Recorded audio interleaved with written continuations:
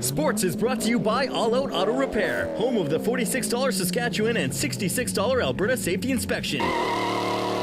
Your complete automotive repair. And in sports, Moses, we'll be talking about a former Lakeland volleyball player. She's left the court for the sidelines.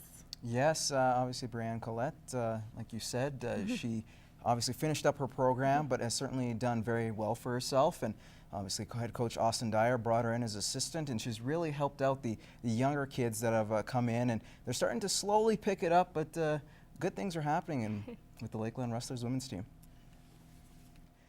Lakeland alum and former volleyball player Brianne Collette may have completed college, but that doesn't mean she can't help lead the charge for the Lady Rustlers volleyball team.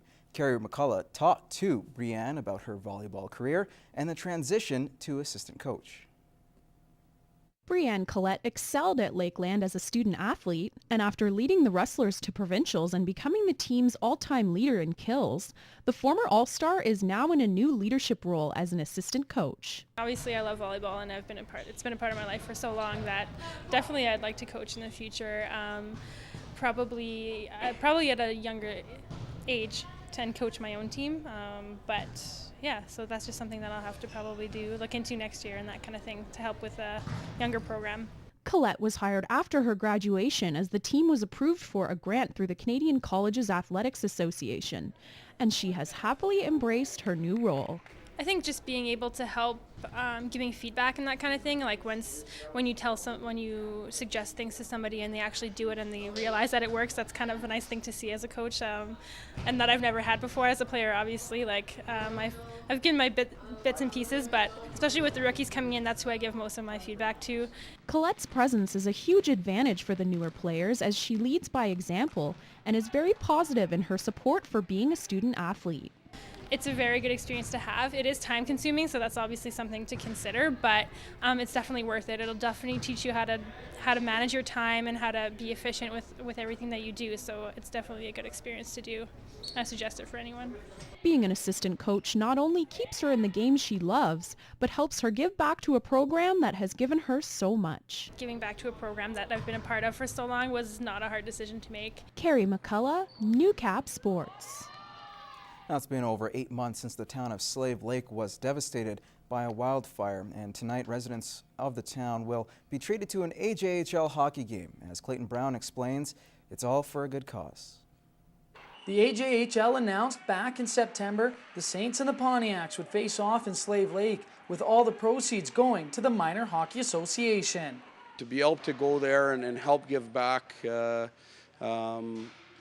night's entertainment and money going towards the minor hockey there and being a part of that, we're very fortunate. It feels great to be able to go out there and give them some support in any way, shape, or form, right? And for a big charity game, it's a lot of fun. It's going to be a lot of hype, a lot of people there, so I'm happy for it, and I'm sure everyone in the room is.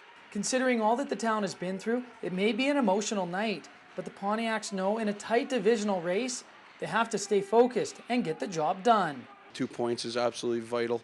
We're going there to win a hockey game. Our focus and our preparation is going to be the same as it is for every game.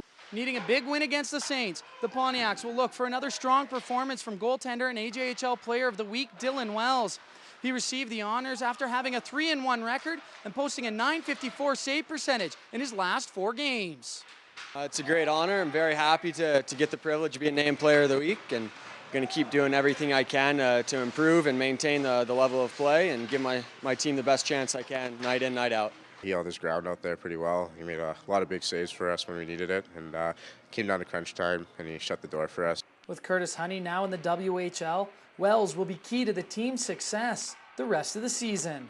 Big week, and he's a big part of where we're going to be going, and he certainly has elevated his game of late. In Bonnyville, Clayton Brown, Newcap Sports. All right, thanks, Clayton. Opening draws of the 2012 Alberta Scotties. It took an extra end for Valerie Sweeting to defeat Glennis Backer 9-6. Heather Nedowin was up 5-2. Now you got to hear this story. She was up 5-2 in the 4th. She then got 4 in